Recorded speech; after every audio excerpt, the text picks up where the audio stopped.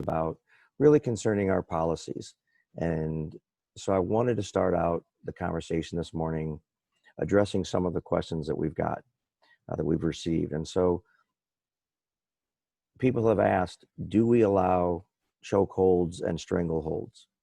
And the answer to that is no, we do not. They are a prohibited tactic at the Olivet Police Department. Years ago, there used to be the carotid, used to be called the sleeper hold.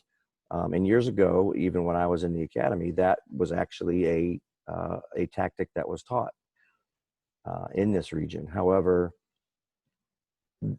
since that time, many departments have prohibited that tactic, and it is one that is prohibited by the Olivet Police Department, as well as certain positions in which you, after you arrest somebody, there are certain positions that you are prohibited from placing that person in. You cannot hog tie somebody, which if somebody doesn't know, that's sort of when you have somebody's hands behind their back and then some sort of restraint on their legs, and you tie those two together while that person is on their stomach. That is a prohibited tactic. And we watch for things like that. If we had to pepper spray somebody, there are things that with the increased adrenaline and with the person just being excited because of the pepper spray, we watch for what's called positional asphyxia. And so we make sure that we aren't placing somebody in a position where they cannot breathe. So that is a prohibited tactic. One of the other questions we've been asked is, do our officers have a duty to intervene if they become aware of an officer who is using excessive force? And that also is in our policy. That officers do have a duty to intervene if they witness another officer using what they believe to be excessive force. They have a duty to intervene, and they have a duty to report that to Major Andruski and myself through their appropriate chain of command. And there are disciplinary measures that may be handed out if they do not intervene. We've been asked if our officers receive training in de-escalation, and they absolutely do. Many departments around the country and many departments in this region have officers that are assigned to what's called CIT, or Crisis Intervention Team. And in a lot of departments, they have specific officers on each shift that go to that training and are assigned to that team. At the Olivet Department, from me on down, every single officer has attended CIT training. And you'll notice as you see our officers out and about in the community, officers that have been to the training, because if they're brand new and the training hasn't been offered since they've been on staff, then they haven't been sent by us yet. But a caveat to that is that recruits in the academy all receive crisis intervention training as well. But as a practice, we do send all of our officers to a crisis intervention team training. And as our officers are out in the community, you'll see that they wear a pin on their uniform if they've attended and successfully completed that training.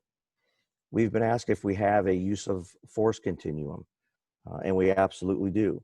And that is something that it's a procedure by which our officers are given some discretion and given some parameters within which they can use of force. Unfortunately, there are times when that becomes a necessity. And our use of force continuum starts simply with officer presence, because a lot of times just showing up on the scene is enough to de-escalate the situation and is enough to quell what's ever going on. Obviously, as you move up the force of the use of force continuum, it does end with lethal force. One thing that I would like to address, and this may answer some questions, in terms of a use of force continuum, it is not a policy that you have to start at the first thing and go and try everything in the use of force continuum before you are able to bring a situation to close. And the reason for that is because sometimes the situation that we're presented with doesn't allow us to start at the very beginning. And many times we like to refer to our use of force continuum as a use of force toolbox. And we have all these tools in our toolbox that we can use. And our officers, as our officers are trained, when they show up to a situation, they need to be able to pick out the particular tool that they need to address that situation. If a carpenter has a nail that he needs to drive into a board, he doesn't reach for a screwdriver. That doesn't make sense.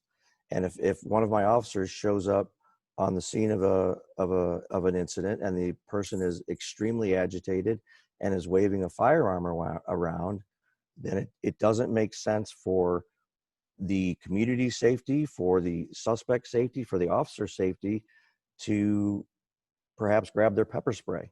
They may need to resort to something higher in our toolbox to address whatever situation they're presented with. And then, excuse me, the last question that we've received is, do our officers receive any kind of bias-based policing training? And again, we absolutely do. More than once a year, our officers attend some sort of bias-based training. We do a lot of computer-based training, and we also do, obviously, in-class training. But these are all of these topics are things that in recent years have become very prevalent in the law enforcement community and in law enforcement training. And so our officers do receive that type of training. And I think it's important to point out that I think one of the reasons that we do have our officers attending these trainings, that we do have these policies, that we do have these practices and procedures in place, is because of the culture that we really have at the Olivet Police Department. And the culture here is really one of professional policing. And things like acceptance and tolerance and empathy are things that are very prevalent in the mission, in the vision statement, and in the culture here at Olivet. When our officers walk through the door during the day, and I don't know, Barb, can I share my screen or? Yes. Okay, so one of the things that, so when our officers walk into, and I don't know, is that coming up? When our officers walk through the door every day when they come into work, this is one of the things that's on the wall. And so we make it, not only is it something that is taught and that officers are required to know and to sign off on, that they acknowledge it, it's a visual reminder every single day that when they walk into the police department, this is our mission statement and this is our vision statement. And these were two things that I put together after Barb promoted me. And if you haven't read them for yourself, they are on our website, and I encourage you to read them and to know that every one of us really does take these things to heart. The other thing that is on the wall directly as you walk into the police department is our law enforcement code of ethics. And again, these are two visual reminders every single day that our officers come to work, that this is why we're out there. This is what our job is, and this is how we are going to behave and to act while we are doing our job. And these are both out on our website, so I encourage you to check those out.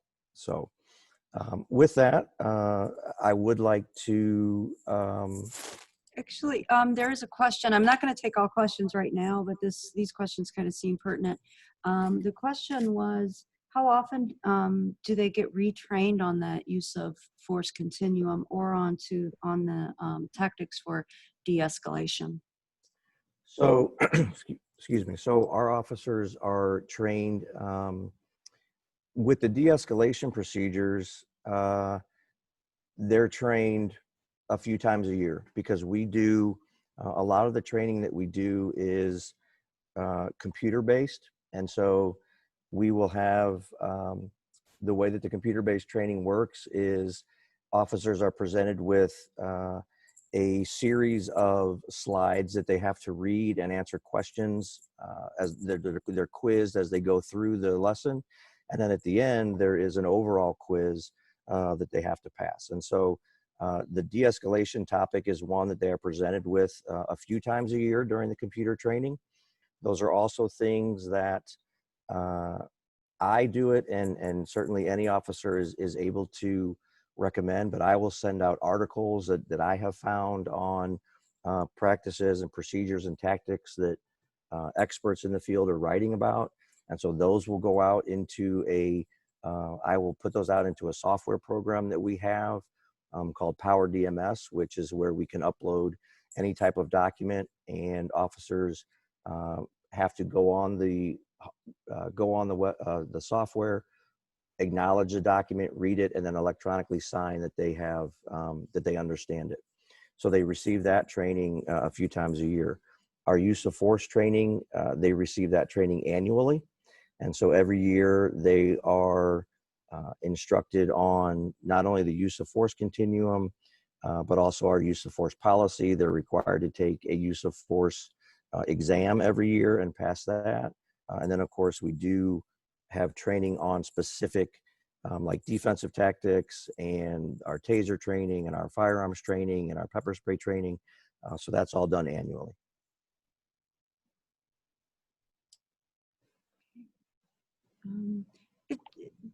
Chief, how do you know what tools do you use to make sure that, I mean, it's one thing to have a policy. How do you know or make sure that those policies are being actually implemented well? So we have, again,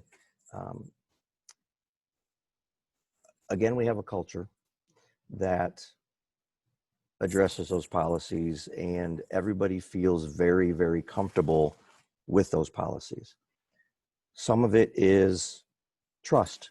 And just as we feel as if we have the trust of our community in the way that we police, Major Andreski and I trust our officers and have 100% confidence in our officers doing their job the way that they're supposed to do it and following their policies. Does that mean that we are perfect? It doesn't. And does that mean that officers are always behaving necessarily the way they should be? And it doesn't. But we have, first of all, we do annual evaluations. So we do have performance reviews, and those are things that they are done on an annual basis. That doesn't mean that if issues arise during that year that they aren't addressed at the time. We certainly don't wait till somebody's reviewed to address something, but that performance review is important, and it does create that dialogue between the administration and the boots on the ground that we are aware of their activity, and we are monitoring their activity, and holding people accountable for their activity. We also use a software program. Back up a little bit. So we are a CALEA accredited agency. And CALEA, the initials CALEA, stand for the Commission on the Accreditation of Law Enforcement Agencies. And we have been either an accredited or a certified agency since 2007. In 2007, we started the process to be certified through the Missouri Police Chiefs certification program. And then in 2017, the decision was made to transition to the CALEA program, which really is much more inclusive, and it's an international program, and we found it to be a better program for the Olivet Police Department. And so because of that program, the program puts out certain standards that we have to meet. And so we address those standards with policies, and then we address those policies with our practices. And one of the things that we have done is we have implemented a early intervention program. And one of the ways that we do that is through a software program called Guardian Tracking.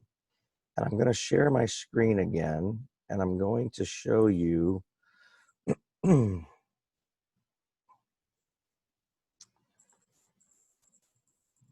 so So the Guardian Tracking Program is an early intervention program.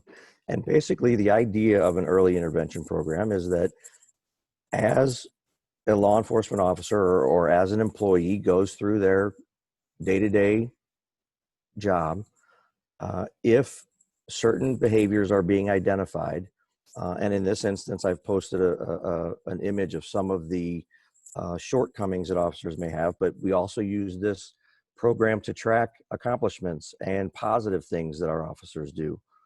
And we have much more of those in this program than we do the shortcomings. But we do use an early intervention program to track our officers and are we identifying any patterns of behavior in specific officers that we see and that need to be addressed. And basically what you see on your screen is these are categories in which any person in the department, any resident can identify this type of behavior in an officer, and then that incident, that behavior is written up into Guardian Tracking. The employee is aware of it. The employee supervisor is aware of it. Obviously, Major Andreski and myself are made aware of it. The city manager and our human resources director have access to this information if need be.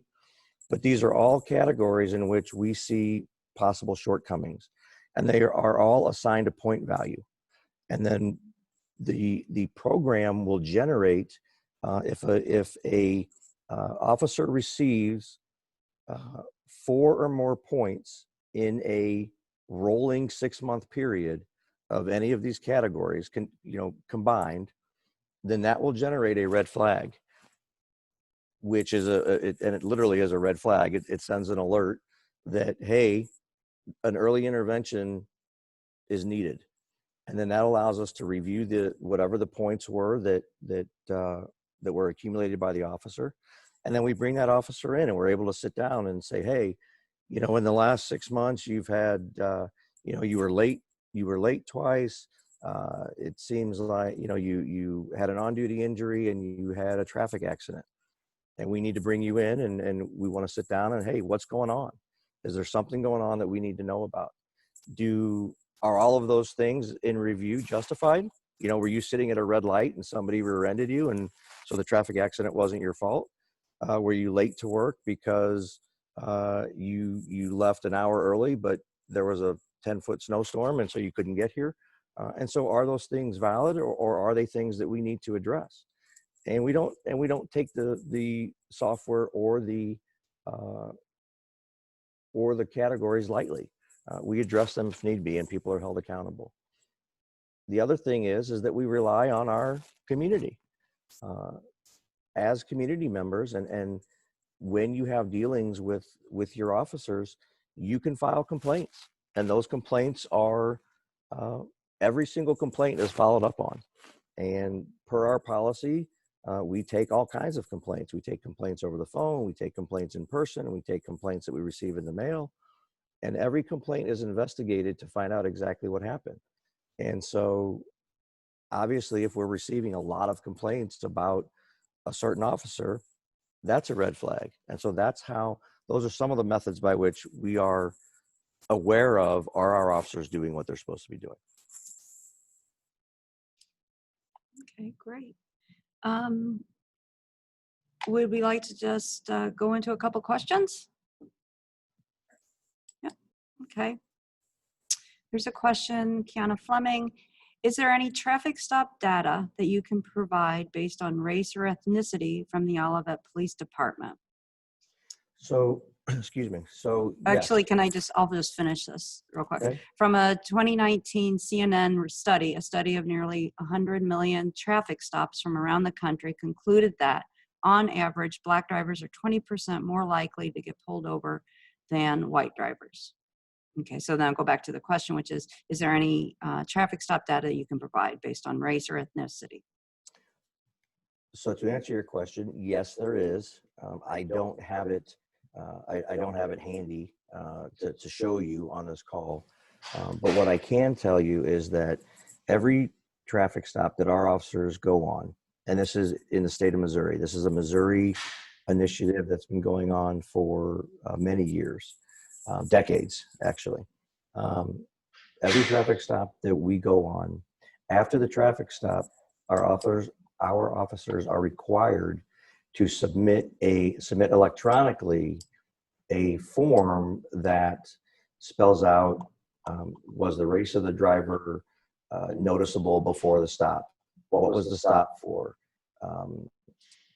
Where was the stop? Race, age, residency of the driver, meaning was it a resident of Olivet or a resident or not a resident of Olivet? Was there a search done? What was the search for? Was there an arrest? What was the arrest for? And so every stop that we go on, that information is collected.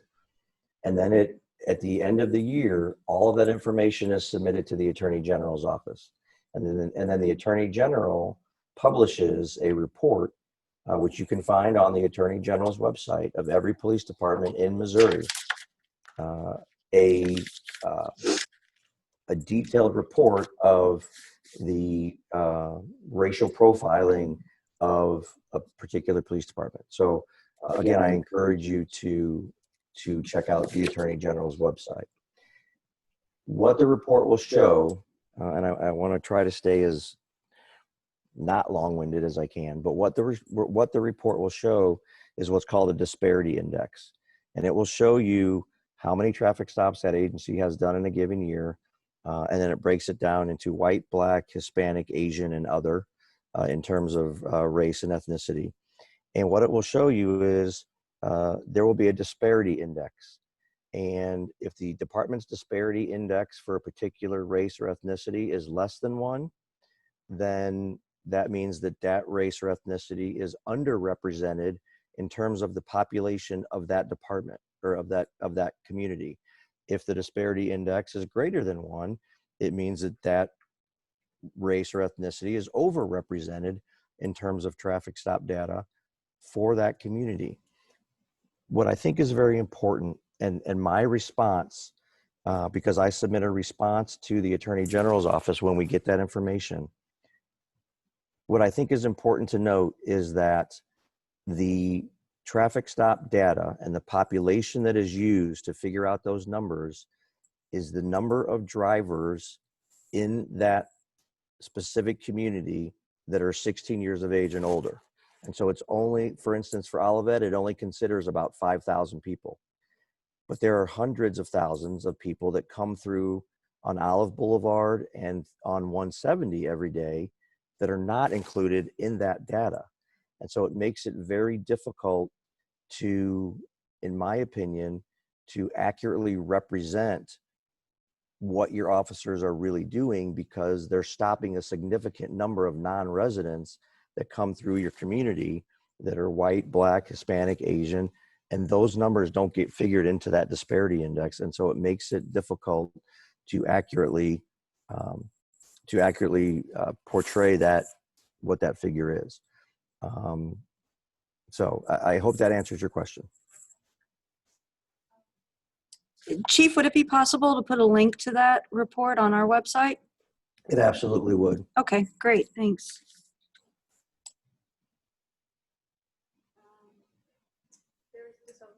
A follow-up question was, there was a question that said, does that information show up on the monthly police report to the council? Or what each department of the city reports monthly to the city council via a written report. What does the police report contain? Our monthly report right now contains what I call internal happenings, which are just that. Cases that we have solved, training that officers have been on. I'm trying to think major, what else? It is various, but if I attend a certain conference, or if an officer attends a conference or is involved in something noteworthy, that will be on the report, as well as then community engagement activities that the department has participated in. One of the things that City Manager Barb Sondag addressed about a year ago in our reports was that there was a lot of data sometimes that was really didn't tell a picture and really wasn't as meaningful as maybe it should be. And it was more of just a data dump than really telling a story. So when I took over as chief, I revised the report to include the things that I just described.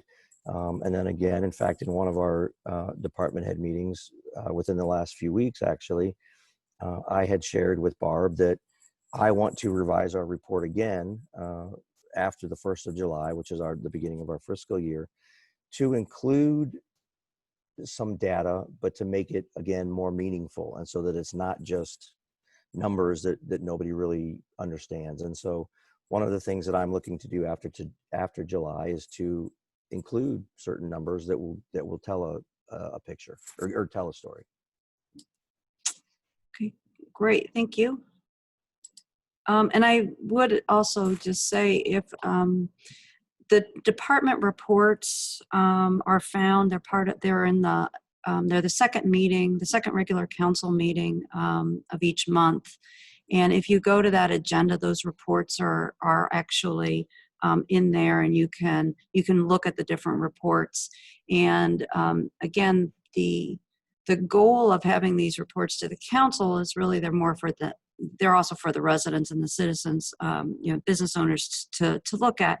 And if you have, if residents or people have ideas of what information, if we're not giving you the information that you think is pertinent, well, then the purpose of those reports really, we're missing the point.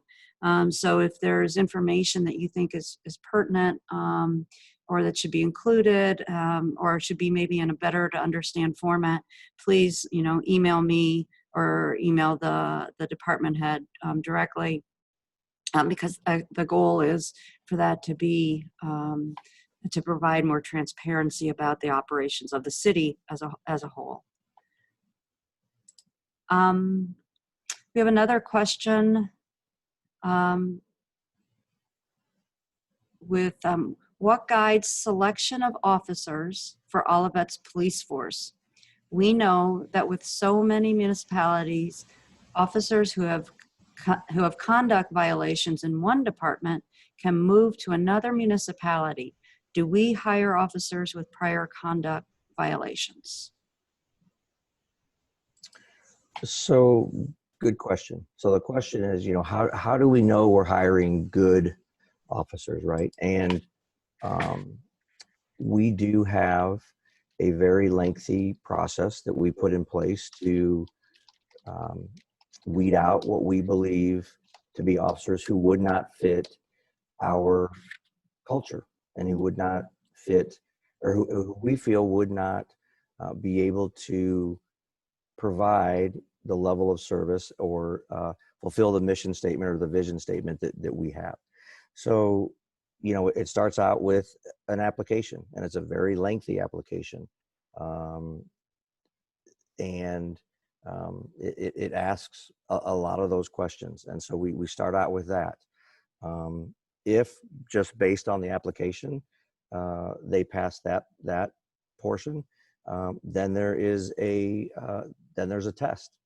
There's a written exam, and the written exam that we now use is it's not just pencil and paper, but it actually has a video component where applicants are shown various scenarios, and then they have to answer questions about how would they respond, what would they have said, what would their actions have been, and all of those videos have been developed by experts, and they are specifically the intent of those videos is to draw out obviously things that may be red flags in behavior that we would want to know. If they pass, if they pass that portion, then there is an interview process, and the interview process is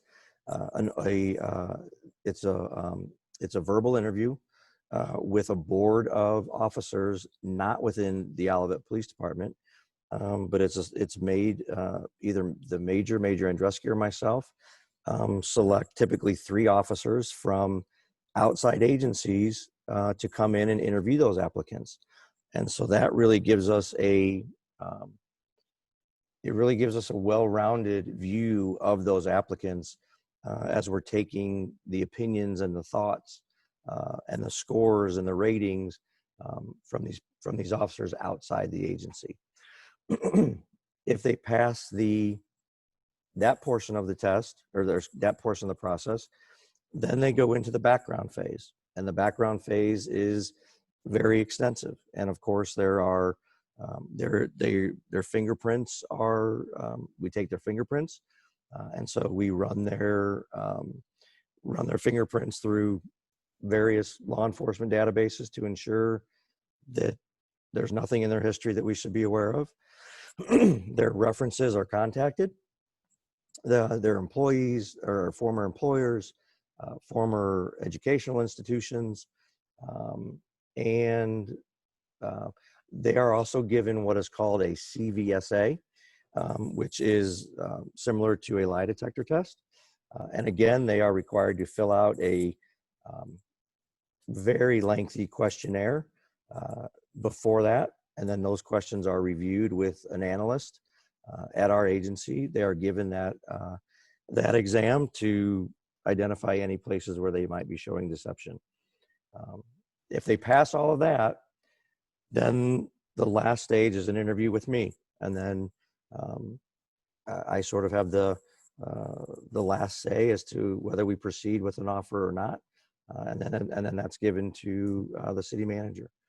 So we feel like we do really have a thorough screening process to try to weed out those folks that we don't think would be a good fit for Olivet. Chief, when you are doing a review, so if you have an officer who comes from another department, do you speak with that department that they're coming to, or that they're coming from? We do, as much as possible. There are some things that,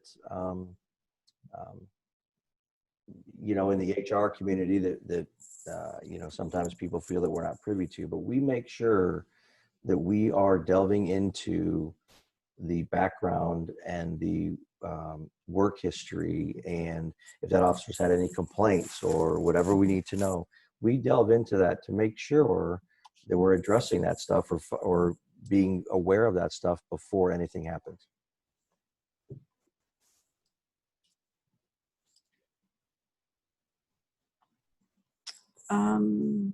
One thing I believe could help our community to build a better relationship, a more trusting relationship with our police, would be to do more proactive, positive interactions on a more frequent basis. Are there daily actions or interactions that our police utilize to help build community relationships?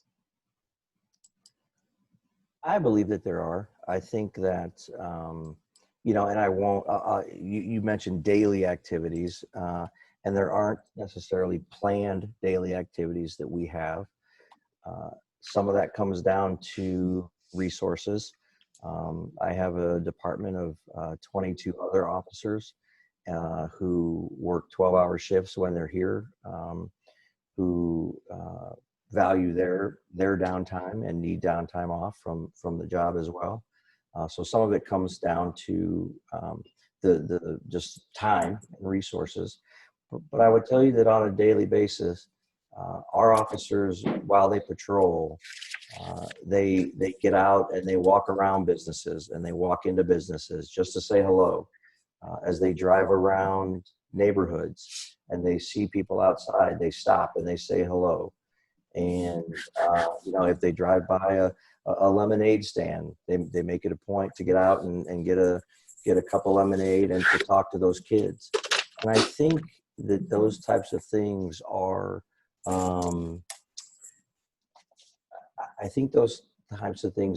very important in terms of building those and building trust and in building those relationships, because it It doesn't always have to be the big coffee with a cop event, or the the turkey trot where people see our officers. I think that those little kinds of daily activities, which are encouraged and happen around the city, are very important and are happening.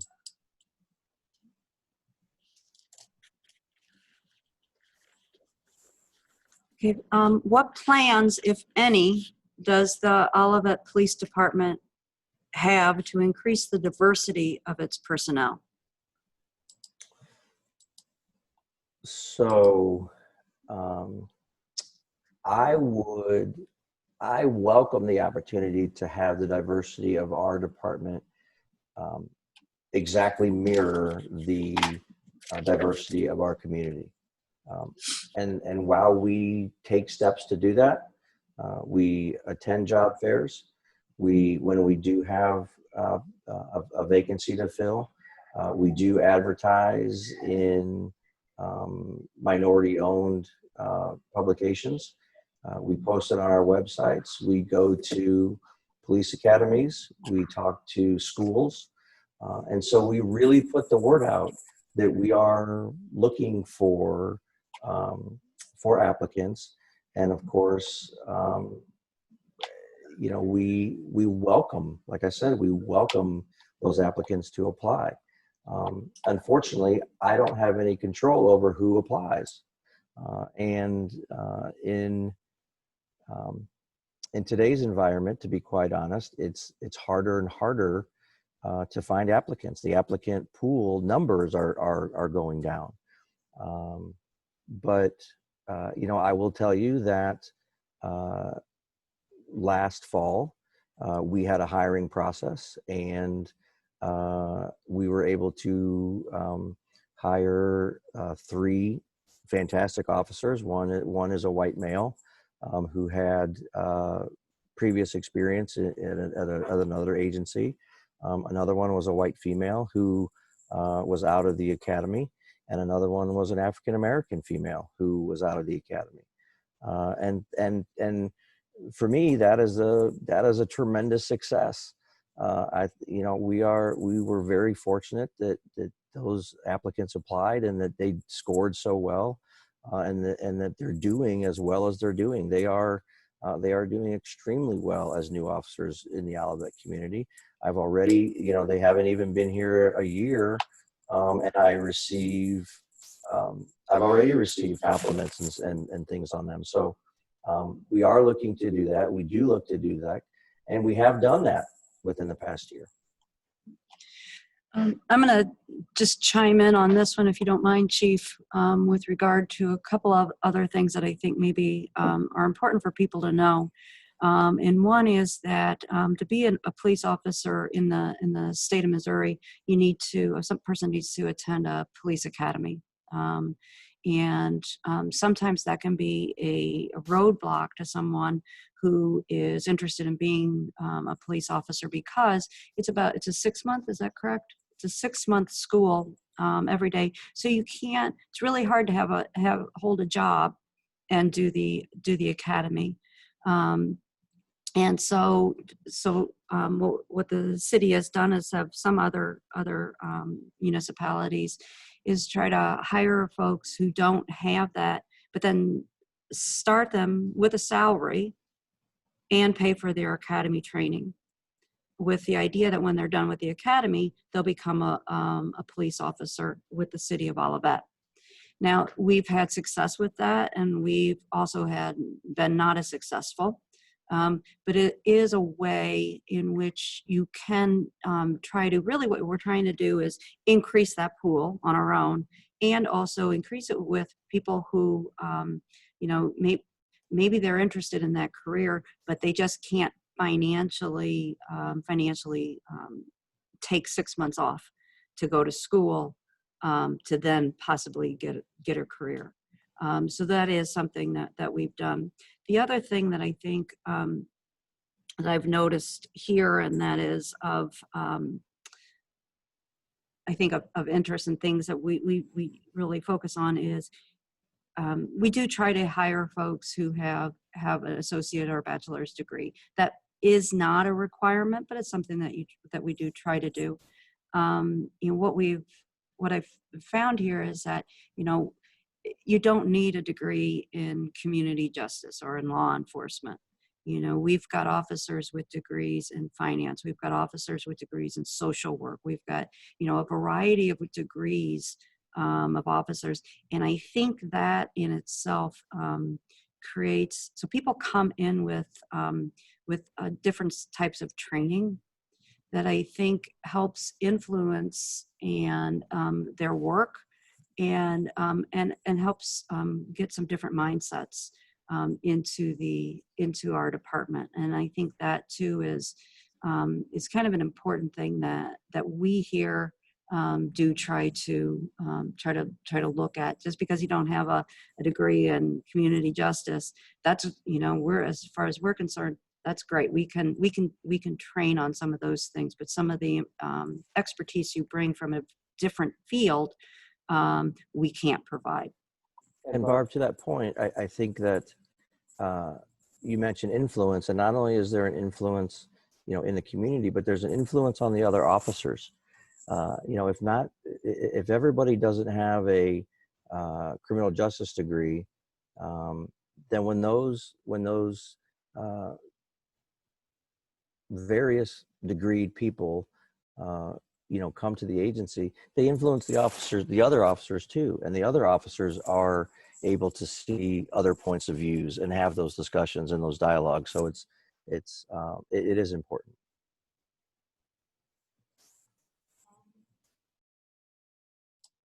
There was a question.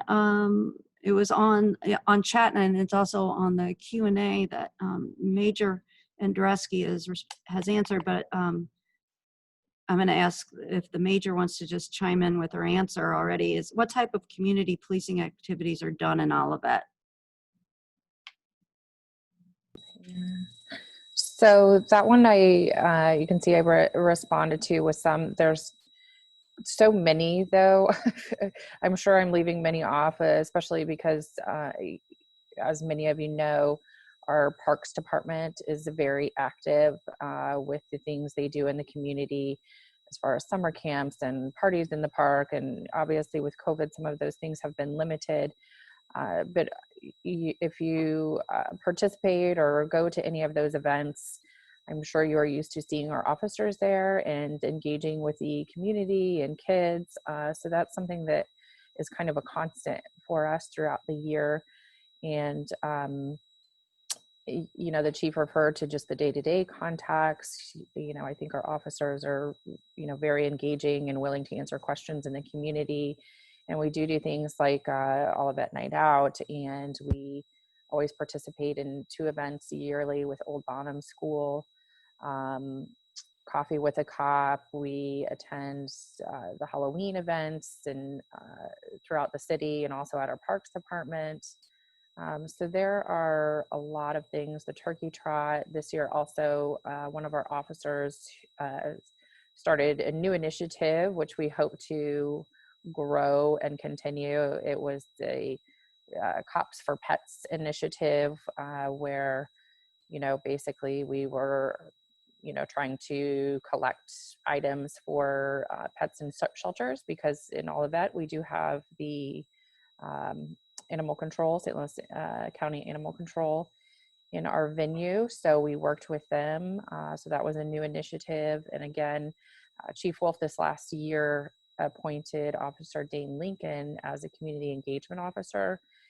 So basically kind of right when he was getting into that position, COVID struck the area. So he has been very limited, but he has been kind of doing some things in the background and preparing for some things once kind of life gets a little bit more back to normal and we can start, you know, participating, engaging in more activities. So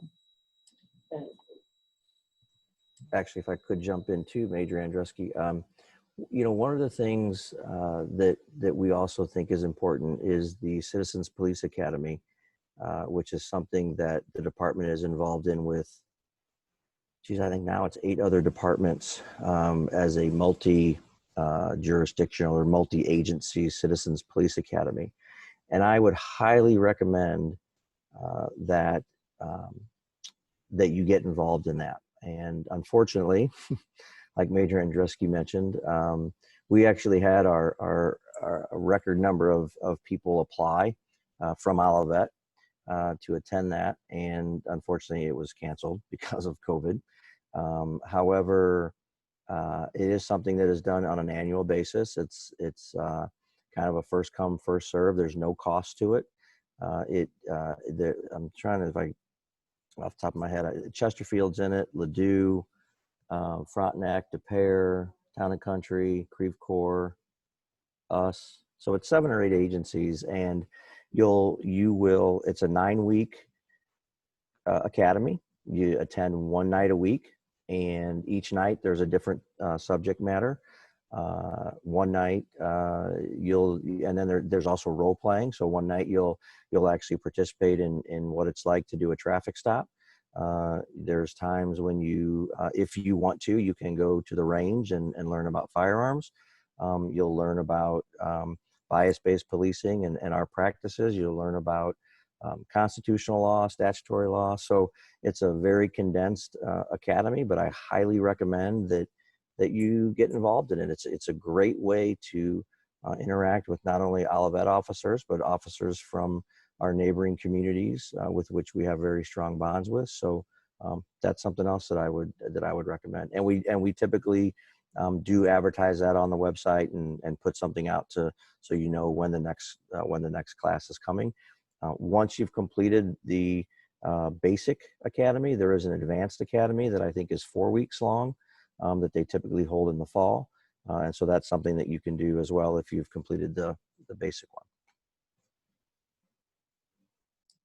We have another question, which is, what can Olivet residents do to support the police in moving duties away from under the police umbrella that trained civilians could take over instead? For example, do you think of creating social work position which accompanies certain types of police calls? Would this be a better use of resources than, say, body cameras? I think that's a great comment. I think that, I think that there are resources that we have that we use outside of the agency that do work for us. Things like BHR, which is behavioral health response. And those are, there are agencies that are 24/7 for us that we can call in a crisis cases or crisis event. There are shelters that we know about. I would like to, and again, this is, things on sort of my list of things that I would like to accomplish at some point. I would like to increase the amount of volunteer participation that can be done within a department. But that, again, those are all things that policies have to be developed, procedures have to be developed. Where are we going to use them? What's the appropriate use for them? What things are confidential? What things are safe? And so there's a variety of things before we want to just throw somebody into something that we need to consider. But yes, it is something that I am looking into. To answer your question, right now we certainly look for volunteers to do, to help us out with some of the bigger events in terms of, parking and things like that. But it is something that I would like to look at down the road as to how could we utilize volunteer community members to do things. Yes. Major Andruski, in one of the chat responses, you discussed the CIT, or the crisis intervention training. Do you want to just talk a little bit about the ongoing training that our officers have for CIT? It's somewhat related to the question with regard to particularly social work. Sure. So CIT, before I was promoted to this position, I was the department CIT coordinator. And so basically, I reviewed reports and, attended the CIT council and things like that. And I personally feel very strongly about CIT and how much good it does. And because, as all of us know, it seems that we're living in a world that is dealing with more and more mental health crises, like for so many different various reasons. So it has become so important for officers to know how to handle these situations. And we really do, probably more than the public has any idea of how many mental health cases we respond to on a regular basis. But the CIT program, again, there's the basic CIT training program is a 40-hour week-long training. And then there is also, advanced CIT training that deals, again, specifically for veteran issues. There is continued training for issues dealing particularly with juveniles. And like the chief touched on, a couple times earlier, we do continuing web-based training as well regarding CIT issues and also law updates. And there's, regular articles that are put out and posted with new information regarding mental health resources, things like that. The CIT Council is basically a group of law enforcement officers. Any officer from any department can attend, but typically departments have a coordinator, so they can send one representative. And that council, again, is made up of healthcare workers, social workers, members of the court system. And basically the council comes together to try and talk about and figure out better ways to address mental health issues in the communities. And actually a new reporting system that finally kicked off this year that they expect to be statewide, hopefully soon. Hopefully within the next year, it'll be a statewide program. But this program basically allows for officers from all agencies to report anytime they have an interaction with somebody who would be considered a CIT case, whether it's adult, juvenile. And through this reporting system, officers from agencies eventually throughout the state will be able to see each other's reports. And the idea behind that is that, say, for instance, Olivet has a couple encounters with somebody experiencing a mental health crisis, and this person is also arrested, say, in Overland, and then they are, down in Arnold and have another mental health crisis or arrested somewhere else. You can track that information and see that, okay, this is a person in our community who is having more and more run-ins with law enforcement. How can we get assistance and social workers and counselors involved to get this person the mental health help that they need? Because we realize that law enforcement and putting, somebody in jail because they're having a mental health crisis isn't helping the community. It's not helping that person. It's not helping anyone. We need to get that person resources that are actually going to help them versus just continued interactions with law enforcement. So, again, I am a huge advocate of the CIT program, and I think that it will continue to grow and continue to be made better. And we are all really excited about this new reporting initiative as well. So.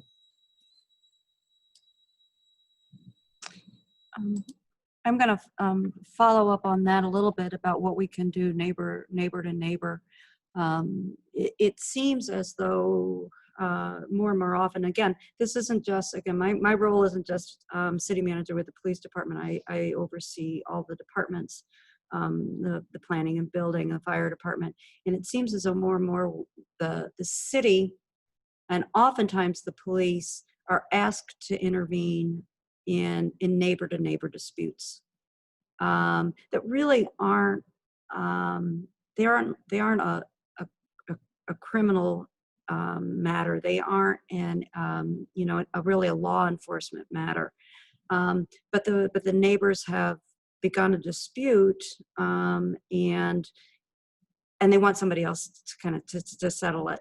Um, I know we talk internally about really trying to find that lowest level, in the right place for that dispute to go, because oftentimes we don't want a law enforcement officer going to something that's just a fence issue with neighbors, or a disagreement. And I think that really is something that residents can do, is if you're having that type of dispute, try to figure out how you can work it out amongst yourselves, before calling in the city, the city departments. We're here to help. We are here to enforce our ordinances, et cetera. So I'm not suggesting that you not contact us, but I think there are times when, oftentimes we sit and think, is this a case where we could send a mediation? Can we use mediation more on certain disagreements? And the reality is, I think we could. The problem is, though, we need people to be agreeable to mediation. And I think that would be just make a lot of difference if we were the community that could resolve our conflicts without trying to get the enforcement agencies involved. So I just put that out there as a thought. There's another question then. What training is provided to equip police to interact with our LGBTQ residents, especially transgendered? So again, that really does fall under a lot of the training that we receive in terms of our bias-based policing. And I think that one thing that's important to remember is that when our department, when the major and I talk about diversity, it's not just black and white. Diversity is race, ethnicity, sexuality, nationality. For us, diversity is diverse. And so the training that we send our officers to, or that we have our officers undergo, does involve discussions about members of those groups. And so that it's all inclusive. They're not excluded from the training agendas. And I do think particularly when addressing the transgender community, it's really that's a learning process and an education process for all of us, as that becomes more of a more talked about. Not that it's not that the numbers are necessarily changing, but there's more discussion about it.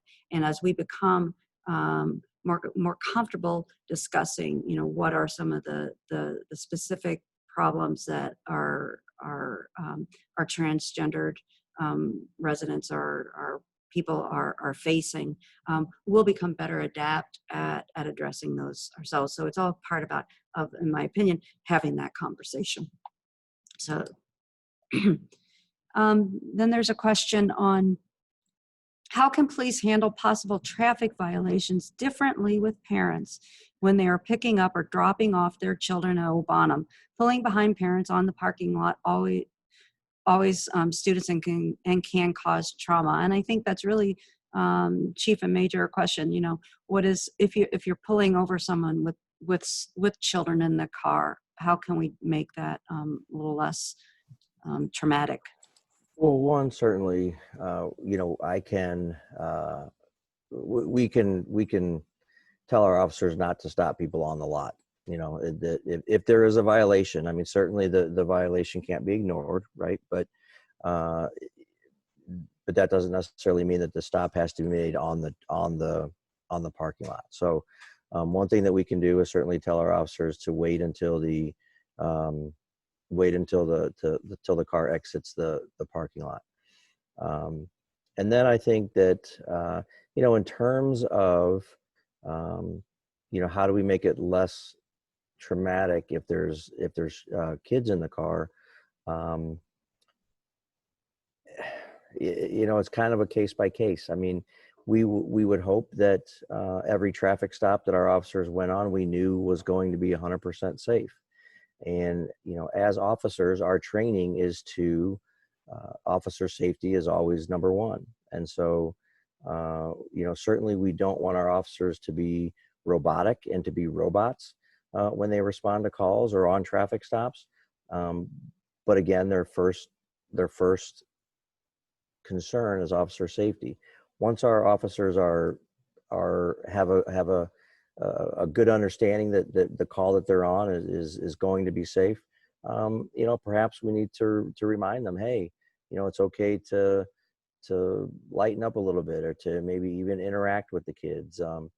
Doesn't mean you might not get a ticket, but it may be a reminder that if there's kids in the car, go ahead and interact with them. Let them know what's going on. Let them know mom and dad aren't in trouble. It's just this is whatever the case may be. But we can certainly remind them of that. Does Olivet have a Department of Social Services? It seems hiring a social worker could help prevent or de-escalate problems that currently burden the police. We do not. We do not have a Department of Social Services specifically at Olivet. There is obviously a county one as well as a state one, and so we do call on them when we need them. Whether that department is created or not is, that's a topic for discussion, I suppose, in the future. But again, unfortunately, there are the realities of resources and things like that in terms of finances and staffing and all of those things. But to answer the question, we don't have one, but as far as law enforcement is concerned, and I know even with the building department, if they are, if they do an inspection and they come upon somebody who they observe something that they think should be addressed. Again, like Barb said, the intra-department workings of Olivet are also excellent, and so they will bring that to our attention.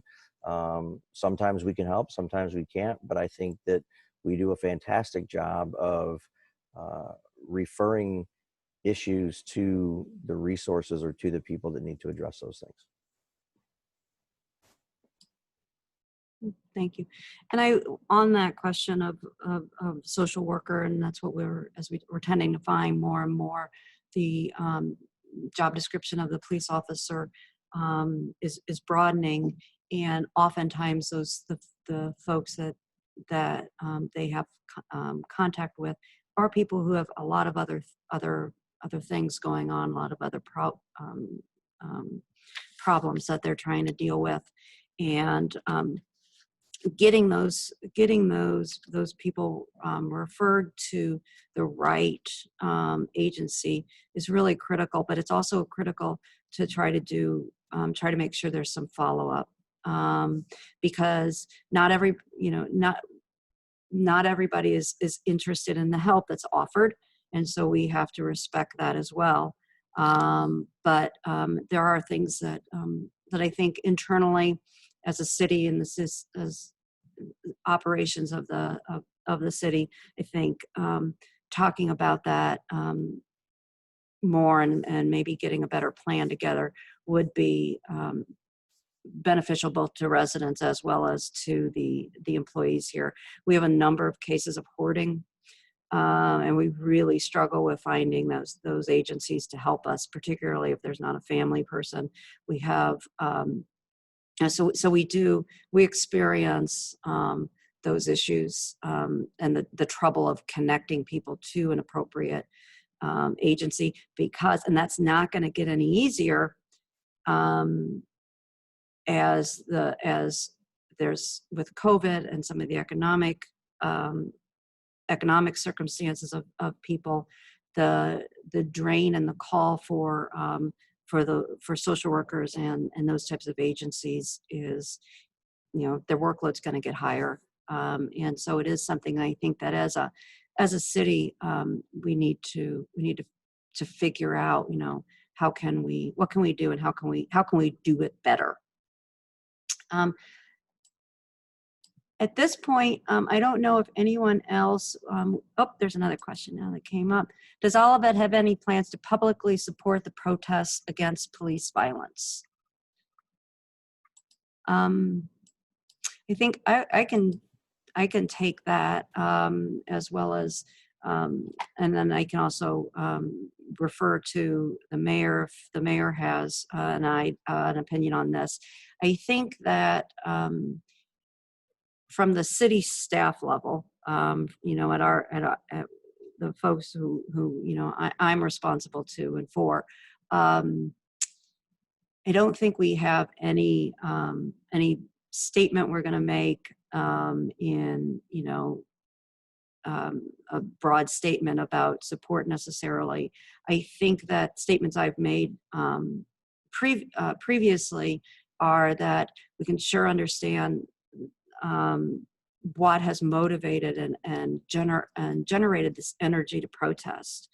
I can understand that protests are a means to get attention and to draw attention to something, a topic or a situation, and that the history of protests and the success of protests in making some of these social changes, can't be denied.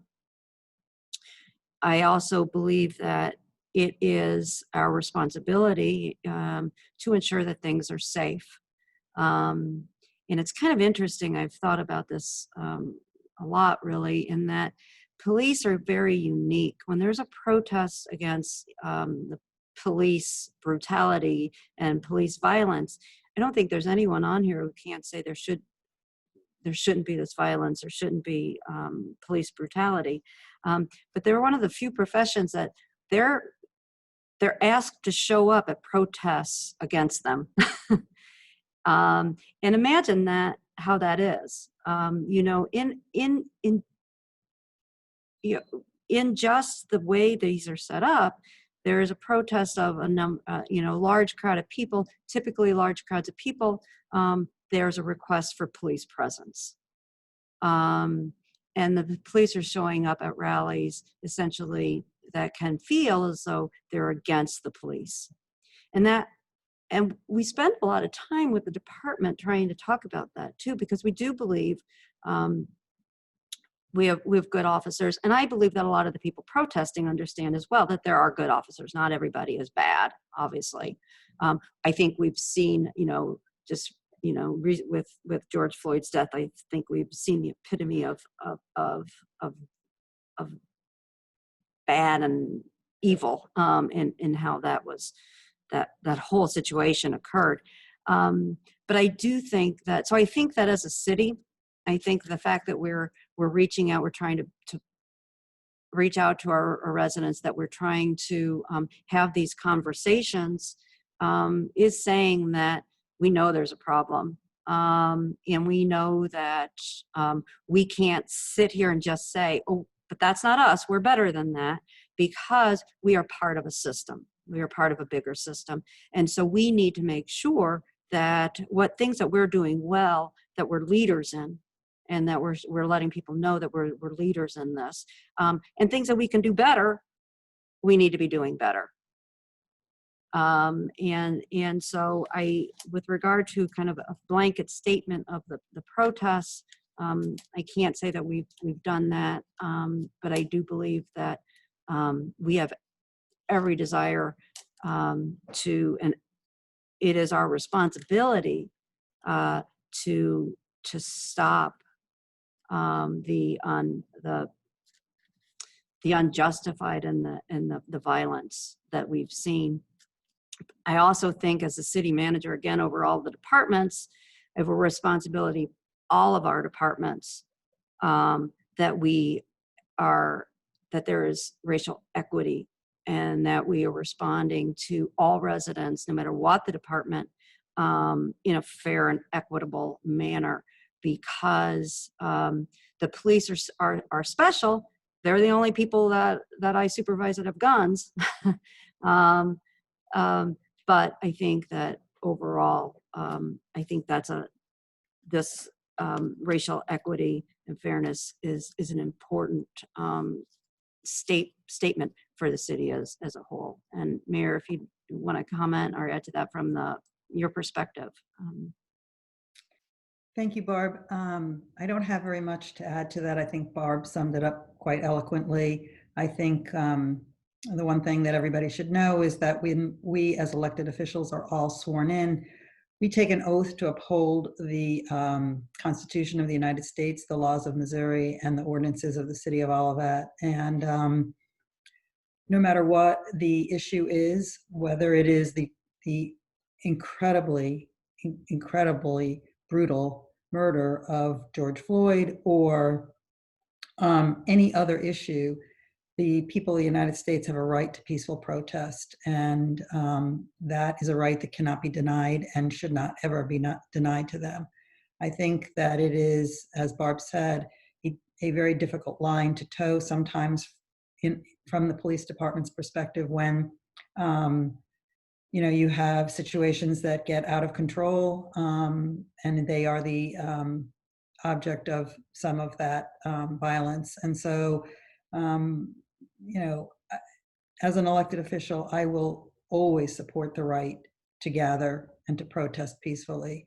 But it is, I feel, my responsibility to both our businesses and to our residents to ensure that peaceful protest is what we have, and that that your safety is important to us too. So we will continue to be mindful of all the protesting that goes on.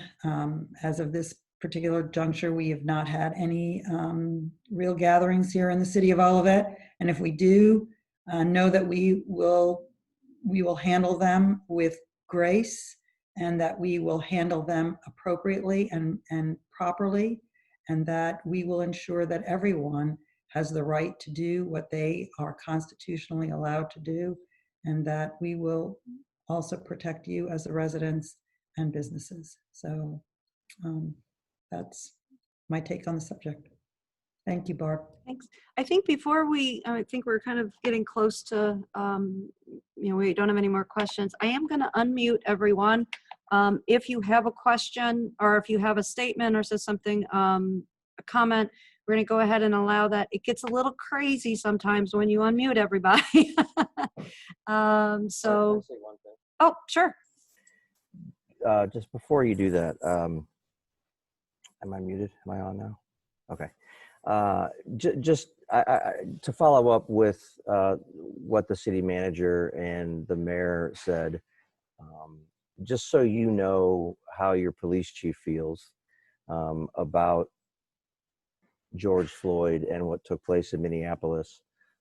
It was a incredibly horrible miscarriage of justice that occurred. I don't know how many of you have seen the video, but I know that as I watched it, I was angered and, quite frankly, speechless and in disbelief, because I couldn't believe what was going on right in front of our eyes. And believe me when I tell you that nobody dislikes a bad cop more than a good cop. And because it absolutely stains and tarnishes the badge that we have, that is so important to us, and because of the ideals that we have sworn to uphold. And as officers, and I have talked to other officers about this, and we 100% support your right to peaceful protest. As the mayor said, that is constitutionally guaranteed. And even if it weren't, we support and we will protect your right to peacefully protest. And I think that it's important that you know where your police chief stands on that. And that's exactly where I stand. And to say that, oh, he was a bad apple, right? Because people say that. And yes, there are, there are bad bartenders and there are bad waitresses and there are bad whatever. But I understand that a bad police officer, because of the power and the tools that we have at our disposal, um, it's a different discussion. And to say that he was just a bad apple and pass it off like that is absolutely not reasonable. I heard a comedian say, if American Airlines said, hey, we have some pilots that don't like to land, they're just bad apples. Well, doesn't really fly, right? So now, while there are no absolutes in anything, and nobody is perfect, and things are going to happen, it is our responsibility to do what we can to make sure that events like what transpired in, unfortunately, several cities across the country don't happen. Thank you, Chief. And I think Seth Meyer was another comedian who said, if you went to an apple orchard and you said, how are the apples? And they said, well, there's one bad one in there. And you said, well, what would happen if I get that bad one? And they say, well, it'll kill you. You probably aren't going to go to that orchard. So I think that those are kind of the things that we need to be careful about when we use those types of, the type of wording, that this is different and that we all need to take it very seriously. So I appreciate your help. Is there anyone who has something they would like to say? I would just ask that you kind of say your name and, okay. Ms. Proctor. Hi, this is Enola Proctor. I originally posted the request for this conversation on the Olivet neighbor email chain, and I want to thank you, Barb, for responding so promptly, for organizing this. I think it's really important that we engage the community in this kind of conversation and that we ensure that we're equipping our officers to deal with situations where they may be provoked, whether it be in our community or elsewhere, and that we take care of each other. That's why we live in Olivet, and we value the diversity of this community and want to be sure that their rights are protected and that all citizens are valued. So thank you. Great. Thank you very much. I appreciate your attendance. Is there anyone else who would like to say anything? You would just need to unmute yourself and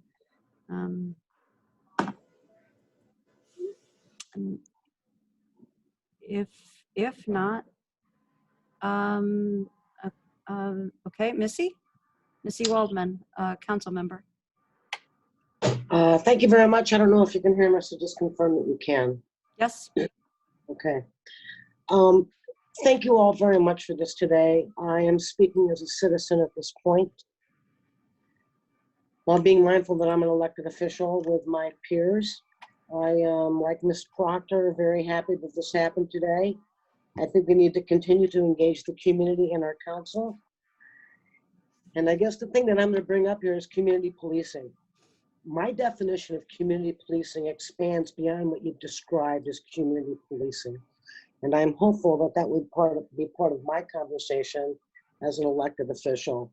When I was a child growing up, I remember seeing the police walking the streets, riding the bikes, interacting face to face. And it doesn't mean that that only happens when we have events. I think we should be doing community policing daily. And if we are, I'm not sure it was, it was best described to me how we're doing something on a more daily basis. So I look forward to this conversation.